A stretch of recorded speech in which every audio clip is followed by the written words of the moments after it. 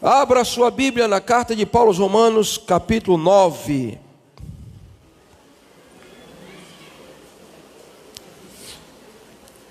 Carta de Paulo aos Romanos, capítulo 9.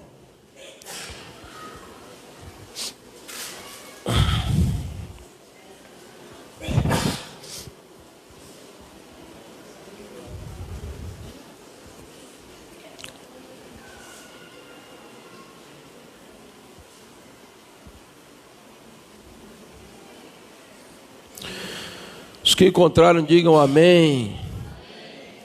Versículo 6.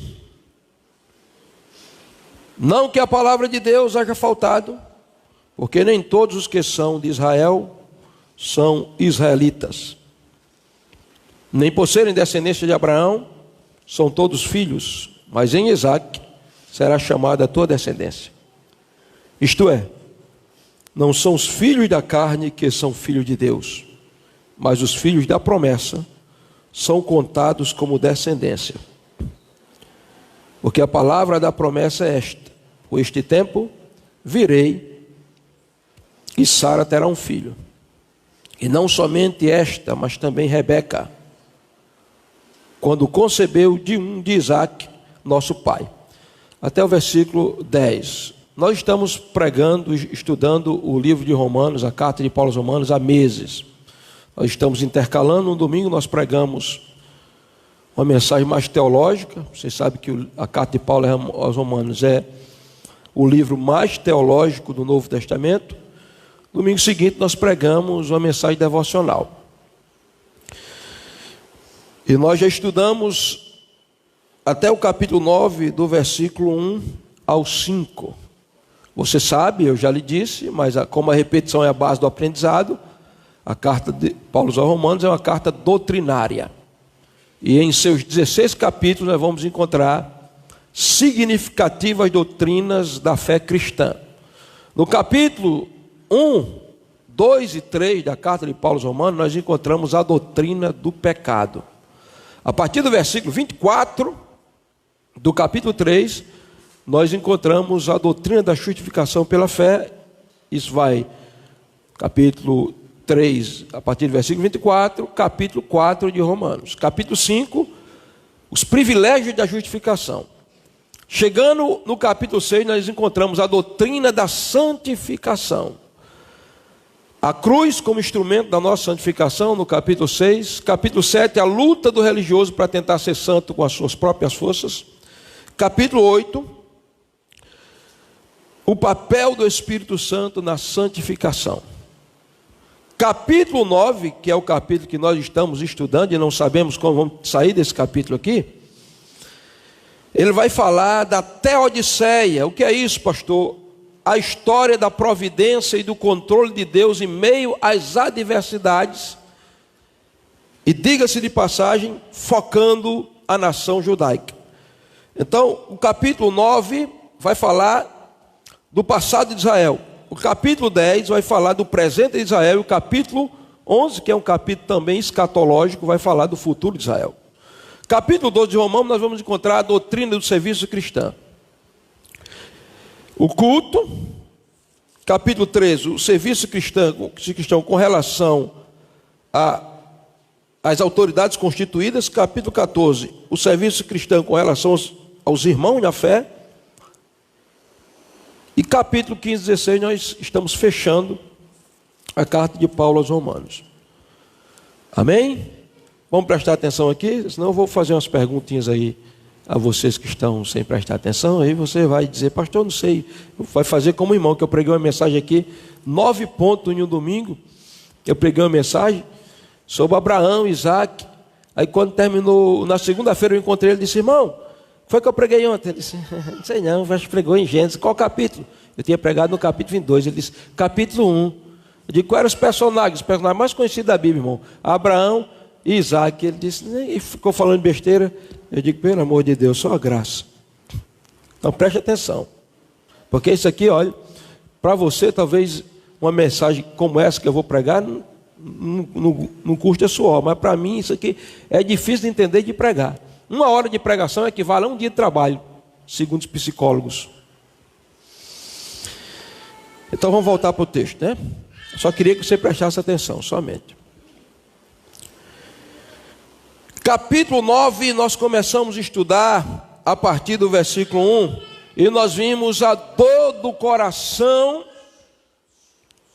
de Paulo por causa do povo de Israel que tinham se endurecido para com o Evangelho. Então nós vimos a empatia de Paulo, e a partir do versículo 4 do capítulo 9, nós começamos a estudar os privilégios do povo de Deus, tirando uma aplicação espiritual para nós como povo de Deus. E agora no capítulo 9, versículos 6 ao 10, eu pude descobrir, porque esse capítulo 9 é muito complexo a partir de agora, né? Os versículos que vão se seguir são difíceis de entender, por isso você tem que prestar muita atenção e pedir graças a Deus, e ore por mim para que eu possa pregar, conseguir pregar essa mensagem. Até porque eu tirei a complexidade teológica e vou tentar pregar uma mensagem mais devocional. Porque aqui no capítulo 9, a partir desses versículos, vai se abrir uma discussão teológica que eu não vou entrar nesse mérito. Calvinismo, arminianismo, predestinação, livre-arbítrio, eu não vou entrar nesse mérito. Talvez nas próximas ministrações eu vou falar alguma coisa, mas eu não estou numa classe teológica. Isso aqui não é um instituto bíblico, isso é uma igreja. Apesar de igreja tem que aprender Bíblia, e é a Bíblia que sustenta a igreja.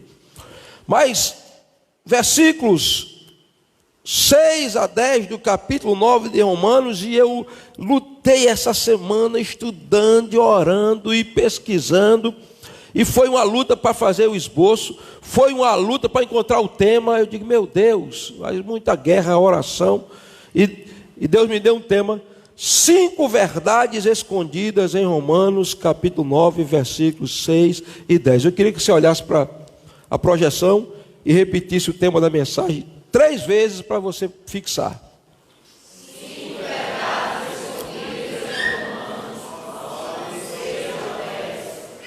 5 verdades escondidas em Romanos, 6 a 10. 5 verdades escondidas em Romanos, 6 a 10. Amém? Então vamos direto ao assunto. A primeira verdade é a seguinte: a palavra de Deus não falha. Veja o que diz o versículo 6. A mensagem expositiva, se você não está com a Bíblia aberta, já está errado. Fique com a Bíblia aberta, olhando para o texto, olhando para o esboço, prestando atenção, se conectando com a palavra. Você vai ser alimentado, avivado, fortalecido, edificado, confrontado, santificado, levantado. Tudo isso por causa da palavra. Amém? Agora, se você não der atenção, não der valor à palavra, você vai ficar abatido, acabado, derrotado, destruído. Pois é. Dizia um pastor: Bíblias despedaçadas, vidas inteiras. Bíblias inteiras, vidas despedaçadas. Vamos lá. Primeira verdade escondida em Romanos, capítulo 9, versículo 6 é: a palavra de Deus não falha. Veja o que diz o apóstolo: não que a palavra de Deus haja faltado, porque nem todos os que são de Israel são israelitas. Por que Paulo está dizendo isso, hein? Não que a palavra de Deus haja faltado. Paulo está dizendo isso por causa do contexto. Porque ele vai dizer nos versículos... Ô Pedro, pregador Pedro, né? Deixa Pedro gritar aí. Presta atenção aqui em mim, deixa Pedro gritar. Eu vou pregar em nome de Jesus. Eu prego, você entende, e eu consigo pregar. Então, preste atenção aqui, queridos. O que Paulo está dizendo que a palavra de Deus não haja faltado? Por causa do contexto. Porque nos versículos 1, 2 e 3 do capítulo 9, Paulo está falando do endurecimento do povo. O povo tinha privilégios e desprezou os privilégios. E havia uma promessa de Deus. Qual era a promessa? A promessa era que a mensagem do reino se espalharia para o mundo inteiro, a partir da nação de Israel. Mas agora, Israel rejeita os privilégios que Deus dá a ele. Israel morre espiritualmente. E aí fica-se a pergunta: e agora? Quem estenderá a mensagem do reino? Quem será a nação sacerdotal que vai implantar a mensagem do reino de Deus? Há uma promessa de que o evangelho já profetizado no Antigo Testamento se espalhará nos confins da terra. Mas Israel perde o seu papel sacerdotal como nação. Israel, em parte, rejeita o Messias. E agora, aí Paulo vai dizer: a palavra de Deus não faltou. Se ele não quer, Deus vai levantar outro povo.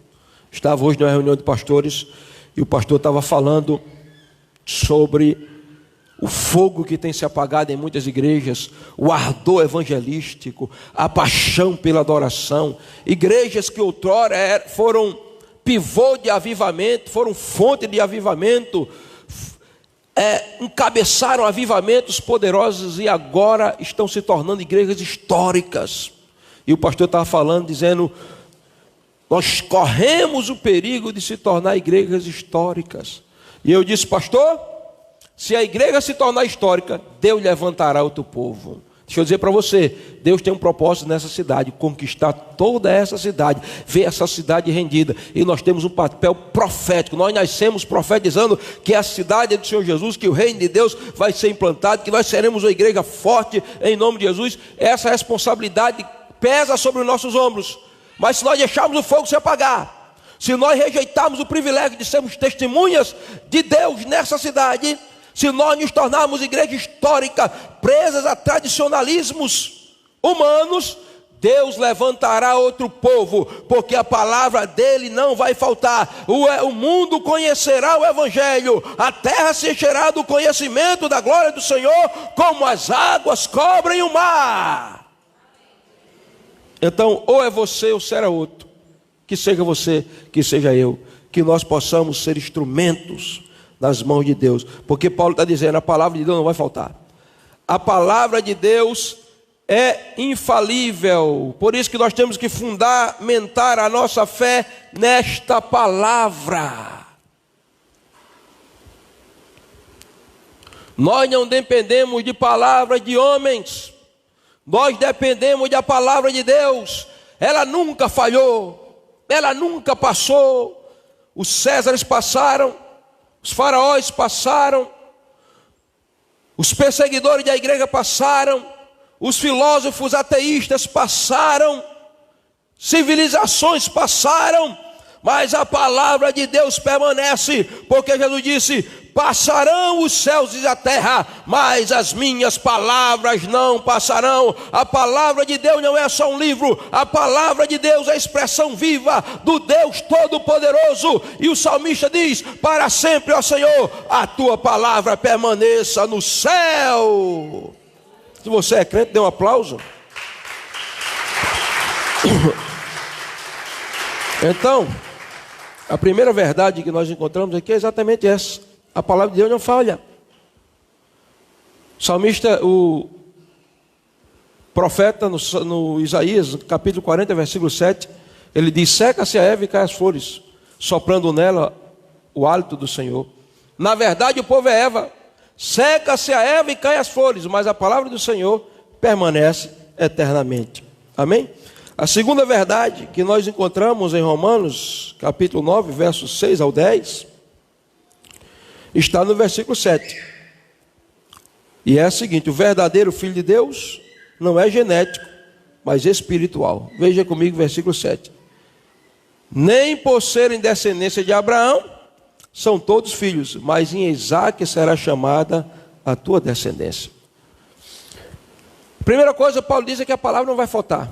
Deus terá um povo, sempre haverá um povo que vai ser instrumento de Deus para que os seus propósitos se cumpram na terra. Deus terá um povo. E Paulo vai dizer aqui, como eles, o povo da promessa, o povo que seria reino sacerdotal sobre os quatro cantos da terra, falharam, Deus vai levantar outra descendência, que é descendência de Abraão também. E essa descendência de Abraão será uma descendência espiritual. Por isso que ele diz: em Isaque será chamada a tua descendência. Ou seja, o que Paulo está dizendo é que o Filho de Deus,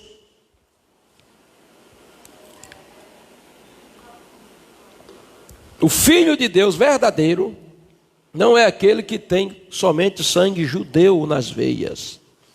Não é aquele que tem a genética judaica. Sabe por quê, queridos?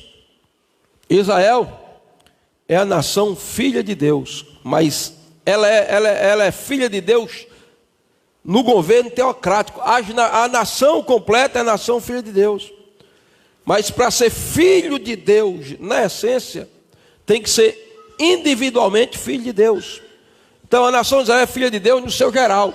Mas qualquer judeu, se ele não conhecer a Jesus Cristo como Senhor, ele não é filho espiritual, ele não vai para o céu. Ele pode ser da tribo de Judá, da família de Davi, se não tiver um encontro com Cristo, não é nascido de novo. Sem ser nascido de novo, não vai entrar no reino de Deus. É por isso que a Bíblia diz que é preciso receber a Jesus para se tornar filho de Deus. E o texto vai dizer aqui, ó: em Isaque será chamada a tua descendência. E aqui Paulo está citando Gênesis 21 e 12. Por quê, pastor? Porque Abraão teve 2 filhos. Um se chamava Ismael e o outro se chamava Isaque. Um era filho somente biológico, ou seja, ele era filho genético, ele nasceu naturalmente, num arrumadinho brasileiro que Abraão e Sara fez. Abraão não podia engravidar e disse: Sara, eu não posso engravidar.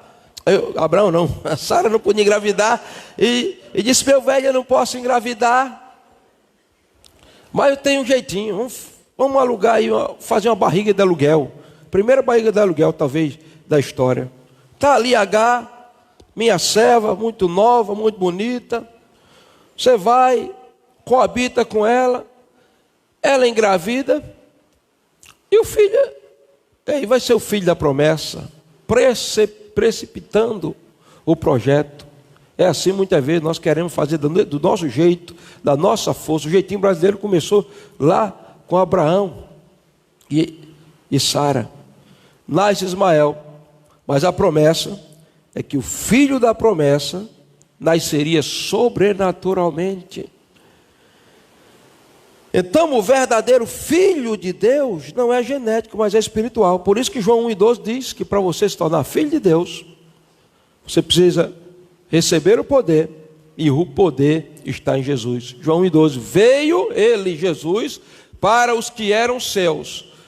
Os seus não receberam, mas a todos quanto o receberam a Jesus, deu a eles o poder de se tornarem, porque não eram, agora se tornam filho de Deus, filho não nascido da carne, nem da vontade do varão e nem do sangue, mas nascido de Deus. Isaque é resultado de um milagre. Abraão tinha 100 anos, Sara beirando aos 100, estéril, e por um milagre sobrenatural ele nasce. Então filho de Deus não é o que nasce naturalmente, filho de Deus não é o que é judeu naturalmente, filho de Deus é o que nasce sobrenaturalmente. Que fez com que Isaque nascesse? A liberação da palavra da promessa e a ação sobrenatural do Espírito Santo no útero amortecido de Sara. Hoje você está aqui como filho de Deus, não por causa de uma concepção humana, mas porque você recebeu a palavra de Deus no seu coração. O Espírito Santo incubou essa palavra, e a união do Espírito Santo e da palavra de Deus no teu espírito, no teu coração, fez nascer em você um filho de Deus. Você não é filho genético, você não tem o sangue judeu, mas você é mais filho de Deus do que o maior dos judeus, dos rabinos ortodoxos. Porque se eles não conhecerem a Jesus como Salvador, Paulo diz, sem Cristo, em Cristo nem a circuncisão, nem a incircuncisão tem valor algum, mas o sim ser uma nova criatura. Amém, queridos? A terceira verdade que eu encontro aqui em Romanos capítulo 9, versos 6 a 10, é que o filho da promessa independe das circunstâncias. Vamos ver aqui o verso 8. Isto é, não são os filhos da carne que são filhos de Deus, mas os filhos da promessa são contados como descendência. Quantos aqui aceitaram Jesus como Salvador? Então você é filho da promessa. Gálatas 3:29, Paulo vai dizer que os que são de Cristo, esses são descendência de Abraão e são herdeiros segundo a promessa. E o filho da promessa independe da circunstância. Por quê? O filho da carne, o filho da precipitação, nasceu em uma circunstância natural, uma relação de Abraão com a sua serva, nasce Ismael, naturalmente, a coisa mais natural do mundo. Mas o filho da promessa, houve circunstâncias adversas para que ele nascesse. A promessa é dada no capítulo 15. E no capítulo 15 a promessa é dada a um homem com quase 80 anos, Abraão, acomodado dentro da sua tenda. E Deus vai mostrando os princípios para que a promessa se materialize. Sair da tenda, focar nas estrelas, confessar o milagre. Eu quero dizer que a promessa de Deus na sua vida vai se cumprir independente da circunstância adversa.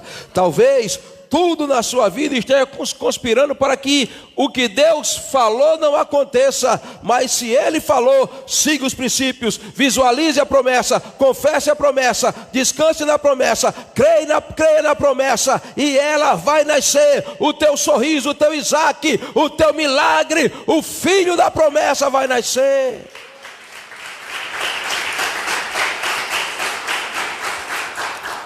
Eu vejo o velho Abraão, irmão, 100 anos de idade, com o menino no braço, balançando. E o menino chorava e sorria, que o nome dele era Sorriso, Isaac. Chorava, gritava mais do que Pedrão. Chorando, e eu vejo o povo olhando, rapaz, a gente zombava do velho Abraão, da velha Sara, mas não é que a promessa se cumpriu. Quem é aquele que ele traz no braço? É Isaac, é o filho da promessa sorrindo. Vocês conhecem a história, né? Quem está pela primeira vez aqui não conhece. Eu preguei aqui uma mensagem como essa, né, sobre focar nas promessas, e a irmã Elizabeth, conhecida como Betinha, vocês sabem que ela tinha sofrido um acidente, as ferragens tinham danificado o útero, o ovário dela. O médico disse: só se você quiser ter filho, adote um, não tem como você engravidar. Ela fez tratamento com os maiores especialistas do estado, nada. Mas um dia eu estou aqui pregando sobre essa palavra da promessa. Ela botou a mão no ventre e disse: Senhor, até hoje eu lutei com as minhas forças, mas hoje eu olho para as promessas, e assim como Sara riu, eu vou rir. Botou a mão no ventre e começou a rir. Poucos meses depois ela estava grávida. Fizemos o culto de apresentação do menino, e eu preguei sobre o filho da promessa. E quando eu vou com Isaac nos braços, ilustrando, e eu dizendo: lá vem Abraão com Isaac. E o povo olhava e dizia: rapaz, o velho Abraão tem um sorriso no lábio e um sorriso nos braços. O velho Abraão, não é que ele não está doido, não. O homem creu, ele Sara. E agora, quando eu disse isso, o menino começou a gargalhar aqui dentro da igreja, bem alto. Quem estava aqui nesse dia que lembra disso aí? Pouca gente lembra, mas ele começou a gargalhar bem alto. Ele começou a gargalhar, Deus me deu uma palavra. Eu disse: está vendo esse menino sorrindo aqui? O nome dele é Isaac. Isaac é sorriso. Isso aqui não é coincidência, não. Vai vir uma unção de alegria sobre essa igreja. Depois disso, quase todo mundo que não engravidava, engravidou na igreja. Teve gente que engravidou 2 vezes, não podia, engravidou, depois engravidou outro.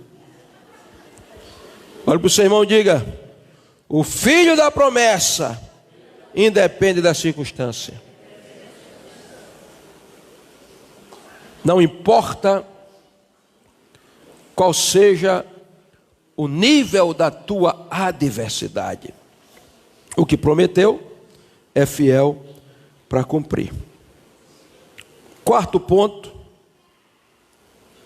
a palavra da promessa se cumprirá, meu irmão. Veja, no versículo 6, Paulo diz: não que a palavra de Deus haya faltado, porque nem todos os que são de Israel são israelitas. Verso 7: nem por serem descendência de Abraão são todos filhos, mas em Isaque será chamada a tua descendência. Aqui ele está citando Gênesis 21 e 12. Verso 8: isto é, não são os filhos da carne que são filhos de Deus, mas os filhos da promessa são contados como descendência. Aqui ele está falando que o filho da promessa independe da circunstância.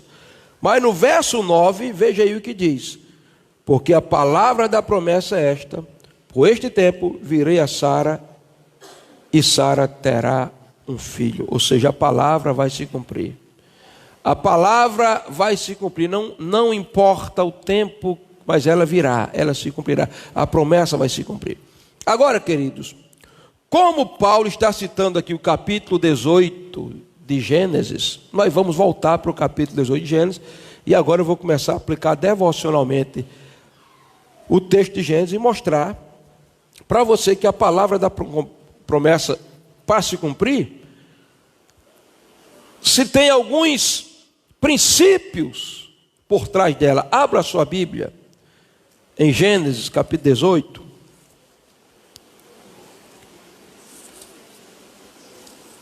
E eu tenho pouco mais de meia hora para concluir. Então eu vou começar a aplicar aqui os princípios para que a palavra da promessa se cumpra. Até porque Paulo, aqui no versículo 9, ele está citando Gênesis 18 e 10. Você sabe que o Novo Testamento é uma parafrase do Antigo. Paulo, quando escreveu Romano, ele estava com a Bíblia do Antigo Testamento do lado e colocando, pela inspiração divina, textos do Antigo e explicando à luz da revelação que está recebendo para compor o Novo Testamento. Então veja, Paulo aqui no versículo 9, ele está citando Gênesis 18 e 10. Como é que diz Gênesis 18 e 10? E disse: certamente tornarei a ti por esse tempo de vida, e eis que Sara, tua mulher, terá um filho. E ouviu Sara a porta da tenda que estava atrás dele. É exatamente o versículo 9 que é citado por Paulo aqui no capítulo 9 de Romanos. Deus vem e traz a promessa para Abraão e para Sara, e aí vamos ver os princípios que estão por trás da materialização da promessa. Primeiro, verso 1, capítulo 18 de Gênesis. Fica com a sua Bíblia aberta, capítulo 18 de Gênesis. Verso 1, Deus lhe apareceu, ou seja, depois apareceu-lhe o Senhor. A primeira coisa que você tem que entender, que é que quando Deus faz a promessa, ele aparece para confirmar a promessa. O nosso Deus é o Deus que se revela, irmãos. É o Deus que está sempre aparecendo. Ele se revelou na natureza, ele se revelou na consciência do homem, ele se revelou em Cristo Jesus, ele se revela nas páginas das sagradas escrituras. O nosso Deus não é um Deus oculto, escondido, um Deus que está nas trevas. Ele é o Deus da luz que aparece e se revela a cada um de nós de forma sobrenatural e específica. É por isso que o pessoal fica dizendo: pastor, o livro de Apocalipse é um livro difícil de entender. Difícil de entender? O livro de Apocalipse quer dizer revelação. Em Apocalipse 1:1, a Bíblia diz: livro da revelação de Jesus Cristo, a qual Deus lhe deu. Que esse negócio, eu não entendo a Bíblia, porque você não buscou revelação. Porque Deus, quando vai prometer, Ele dá um sinal, Ele aparece de alguma forma. Diga amém. Primeira coisa, Deus que aparece. Agora, quando é que nós recebemos a promessa? Veja, versículo 1 ainda. Depois apareceu o Senhor nos cavalais de Manrá, estando Abraão sentado à porta da tenda. Qual era a posição de Abraão, irmãos? Qual era a posição de Abraão? Sentado. Abraão está sentado à porta da tenda. Quem está sentado é porque está esperando com paciência. É por isso que dizem: espere sentado, porque ele vai demorar. Está esperando com paciência. Quem está sentado não está estressado. Quem está sentado não está estafado. Quem está sentado não está esculhambado. Quem está sentado está bem acomodado, descansa. Sabe por que a promessa não veio ainda? Porque você está correndo para cima e para baixo. Você quer resolver com as suas próprias mãos, com a sua própria atitude, com a sua própria força. Deus aparece quando nós estamos sentados, descansando na presença dEle. Esperei com paciência no Senhor, e Ele se inclinou para mim e ouviu o meu clamor. Agora, estamos em Gênesis 18, é o que Paulo citou. Primeiro, ele está sentado, mas a porta da tenda, quando tinha aquecido o dia, a versão atualizada vai dizer, no maior calor do dia. Por que Abraão está sentado lá, hein? Na porta da tenda? Porque o calor lá de Israel, nesse período ali, onde Abraão estava, no território que ele estava pior do que o calor aqui do Espírito Santo, né? Não tinha refrigerado, então ele foi para o refrigerado natural. Então, eu não quero saber que nível de guerra você está enfrentando, se o calor está causticante, quase destruindo você. A tensão dos problemas é no furor da batalha que ele aparece, é no meio das fornalhas da aflição que aparece o quarto homem. E quando o quarto homem aparece, a fornalha ardente se torna um quarto com ar-condicionado. Amém? Outro princípio aqui, verso 2 ainda, levantou os olhos e eis que 3 varões estavam em pé junto dele, e vendo correu à porta da tenda ao seu encontro e inclinou-se. Quando ele promete, ele aparece, não importa o nível da tribulação ou da guerra que você esteja enfrentando, ele aparece quando você está sentado.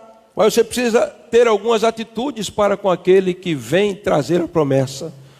Que atitudes são essas, pastor? Primeiro, honre. Olha o que Abraão fez. Vendo, correu à porta da tenda ao seu encontro e inclinou-se. Venham cá, 3 homens aqui, bem ligeirinho, 3 rapazes, me ajudar a pregar aqui, bem rápido. Vem logo, senão eu chamo. Se não vier, eu chamo. Ah, o povo está muito acomodado. Então vem tu, André. Vem Leandro aqui de novo, você Leandro, fica aí atrás escondido, mas... E vem aqui meu filho, você aí, você de verde, o filho de Cício dos Cocos. É você mesmo, Kleber.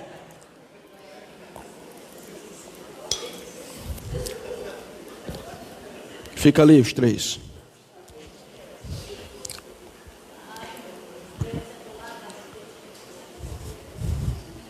Olha, isso aqui combinou, os 2 anjos da esperança. Aqui no meio.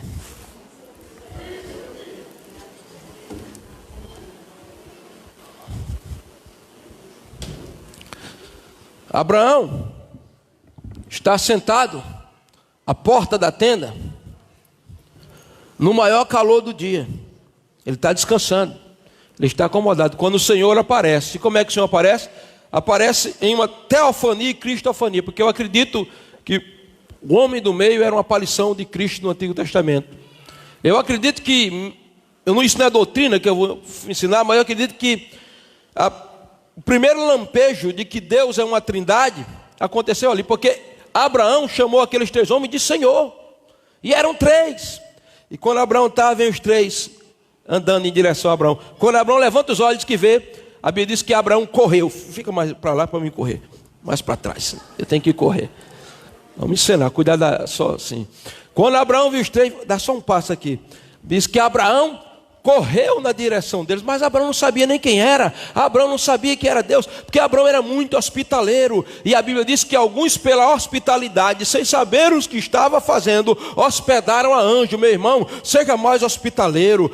Enfim, quando eu for te visitar, me oferece pelo menos um suco de goiaba, meu irmão, porque pode ser que não seja eu, seja um anjo, e você esteja hospedando um anjo materializado e disfarçado de pastor.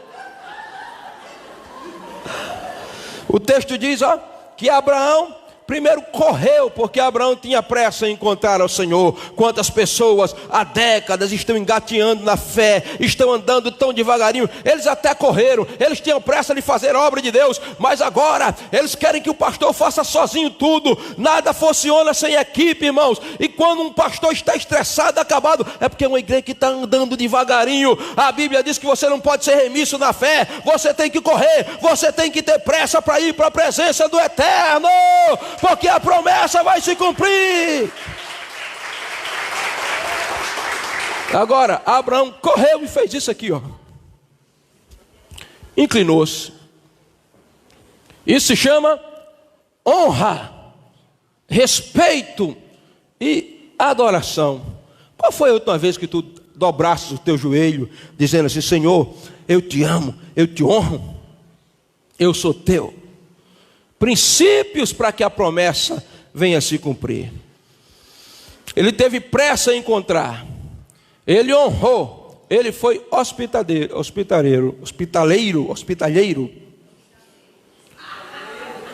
Alguma coisa aí desse tipo. Agora, outra coisa que eu vejo, queridos, é que Abraão, antes que a promessa viesse em direção a ele, ele não somente se inclinou e honrou, mas ele convidou os homens para ir para um lugar confortável. Vem cá, Jéssica, me ajuda aqui. Tirar esse negócio daqui. Pega esse. Peraí, segura aí, licença. Isso aqui, não baixa mais que isso, não.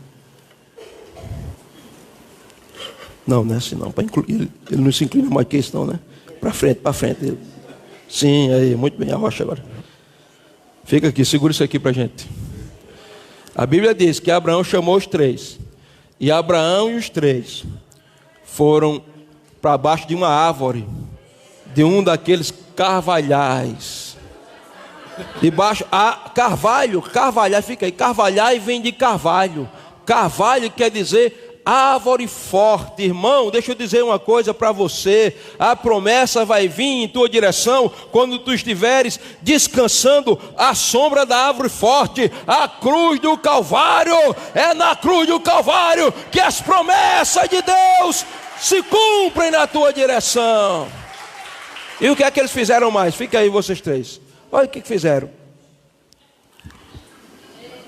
Verso 6. Abraão apressou-se em ter com Sara a tenda e disse: amassa 3 medidas de flor de farinha, faz bolo. Correu Abraão às vacas, tomou uma vitela tenra e boa, deu ao moço que se apressou em prepará-lo, tomou manteiga, leite, a vitela que tinha preparado e pôs tudo diante deles. Estava junto a eles debaixo da árvore e comeram. Olha o que eles fizeram aqui, ó. Eles foram para debaixo da, fica aí árvore. A árvore se afasta um pouquinho, levanta aqui. E eles ficaram lá, ó. Pega aí, come aí um pouquinho. Comendo pão com vitela. Debaixo da árvore nós nos alimentamos da palavra de Deus. E se alimentar da palavra em conjunto significa dizer ter comunhão uns com os outros. É por isso que alguém disse: comunhão é comer pão na casa dos irmãos. Porque todas as vezes que você encontra a palavra, praticamente todas as vezes na Bíblia, comunhão, as pessoas estavam comendo. Perseveravam unanimemente na comunhão e no partir do pão. Nós vamos celebrar daqui a pouquinho a ceia do Senhor. O que é a ceia do Senhor? Se não a celebração de uma comunhão uns com os outros e de uma comunhão com Deus. Paulo disse: o pão que partimos é a comunhão do corpo de Cristo. O cálice de bênção que abençoamos é a comunhão do sangue de Cristo. Porque mesmo sendo muitos, somos um só corpo em Cristo Jesus. Olha para o seu irmão e diga: meu irmão, você pode até não gostar de mim, nem com a minha cara, mas a gente precisa ter comunhão, irmãos. Comer na Bíblia é ter comunhão. Comunhão é koinonia. Koinonia quer dizer ter tudo em comum. Ter tudo em comum quer dizer ter a vida misturada. Nós não tem esse negócio de divisão na igreja. O pastor tem que estar misturado com ovelha, ovelha com pastor, crente misturado com crente. E essa mistura santa significa dizer que nós estamos misturados no amor de Deus, porque nós somos um com Cristo. Nós temos que ser uns com os outros. Eles estão, comendo, vão comendo aí, se alimentando. E aqui o texto vai falar de oferta vegetal e de oferta animal. Flor de farinha amassada, oferta vegetal. Eu estou vendo, oferta vegetal, a palavra de Deus, o alimento puro, é a sombra da cruz que nós temos comunhão com Deus através da palavra. Porque Deus, irmãos, é tão tremendo que Ele come com os homens. Pastor, deixa de dizer heresia, é porque você não conhece a Bíblia. Leia Atos capítulo 1 e versículo 4, que o texto diz: comendo Jesus com eles, e quem é Jesus é Deus. Comendo com eles, determinou que não se ausentasse de Jerusalém. Leia Êxodo 24, Deus desce numa teofania sobrenatural do trono, se junta com Moisés, Josué e 70 anciãos, e a Bíblia diz: comeram eles com Deus. Deu-me uma manifestação teofânica, come com os homens, ou seja, comunhão. Então me convida o próximo domingo para almoçar na tua casa, que eu quero ter comunhão com você. Prepara uma galinha caipira. Um dia eu fiz um desafio aqui, eu queria visitar todos os irmãos da igreja. Aí eu disse: qual irmão quer que eu vá almoçar na casa dele? Ninguém levantou a mão. Disse: então você vai almoçar na minha casa. Aí fiquei levando os irmãos para almoçar. Comunhão. E é nesse ambiente aqui, de comunhão, a sombra da árvore, a sombra da cruz. Muito obrigado. Que acontece o versículo 10: certamente tornarei a ti por esse tempo de vida, e eis que Sara, tua mulher, terá um filho. E ouviu Sara a porta da tenda que estava atrás dele. Eu concluo dizendo que, em quinto lugar, a quinta verdade que Romanos capítulo 9, versos 6 a 10 nos revela, que está escondida, é o legado da fé. Veja o que diz o versículo 10. E não somente esta, mas também Rebeca, quando concebeu de Isaque, nosso pai. Note, no versículo 6, Paulo diz que os filhos de Deus de verdade, eles são espirituais. No versículo 7, versículo 8, Paulo vai dizer que o filho da promessa independe das circunstâncias. No versículo 9, Paulo cita Gênesis 13, 18 e fala que a promessa se cumprirá. Mas no versículo 10, Paulo vai falar do legado da fé. Isaque é a primeira geração de Abraão. Isaque, é interessante que Isaque nasce de Rebeca. E Rebeca era estéril. Também, como Sara, a mãe de Isaque. E Isaque conhecia a história dos passos de fé que o seu pai deu para ver a promessa materializada. E Isaque recebe esse legado de Abraão, de maneira que a Bíblia diz que Isaque não se desesperou. Ele orou 20 anos por sua Rebeca. E 20 anos depois, Rebeca, que era estéril, engravidou. Irmãos, outro dia uma irmã aqui da igreja, eu vou dizer o nome, porque o que é bom a gente tem que publicar mesmo, né? O que é ruim a gente chama no gabinete, conversa particular, exorta, se for precisar de disciplina.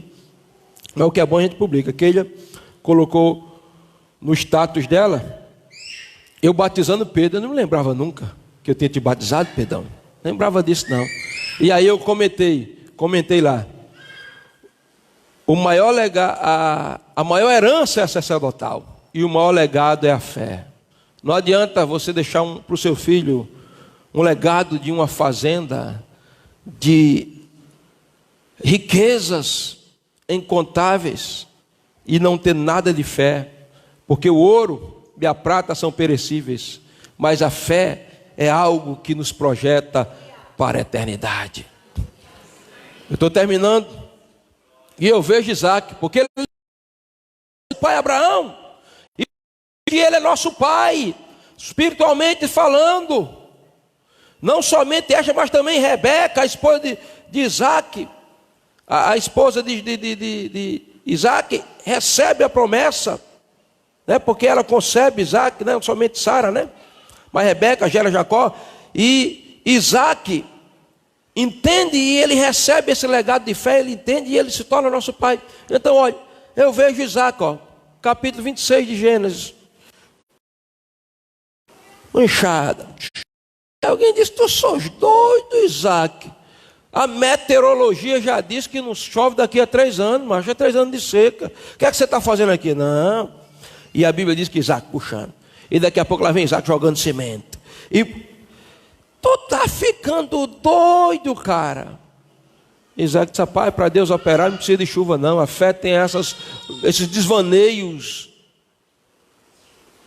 esses absurdos que os materialistas, os mortos espirituais, os que andam somente pela vista, não creem. Quem assistiu aquele filme O Fazendeiro e Deus aqui? Vocês viram? O cara, história verídica atual. Ele teve até em Israel um ano, em 2011, quando eu fui, no ano seguinte ele teve. O camarada plantou batata na seca, sem chover. Quando ele foi abrir a terra lá, batata. E ele, aconteceu agora. Mas isso é antigo, está na Bíblia. Isaac. E o povo está ficando doido. Sem chover, irmãos. A Bíblia diz: naquele ano, Isaac colheu a 100 por 1. E a Bíblia diz: porque Deus lhe abençoava. Mas por que Isaac foi ousado? Porque Isaac tinha um legado. Ele estava dizendo: minha mãe era estéril, eu nasci sobrenatural, então eu creio que o Deus que fez o sobrenatural, que me fez hoje ser filho da promessa, é o Deus que vai continuar operando na minha vida. Você tem deixado legado de fé? Isaac é nosso pai. Filho de Isaac, que é filho de Abraão, é todo aquele que nasce e que vive as pisadas do nosso pai Abraão. Diga amém. Amém. Em Gálatas, eu não vou pregar mais, capítulo 4, versículo 22 e 31, Paulo vai falar de uma guerra entre o homem natural e o homem espiritual, entre Ismael, o filho da carne, e Isaac, o filho da promessa. E Paulo vai dizer: o filho da que era estéril vai gerar muitos mais filhos da que não era estéril. Qual é o legado que você está deixando? Qual é o legado que você está herdando?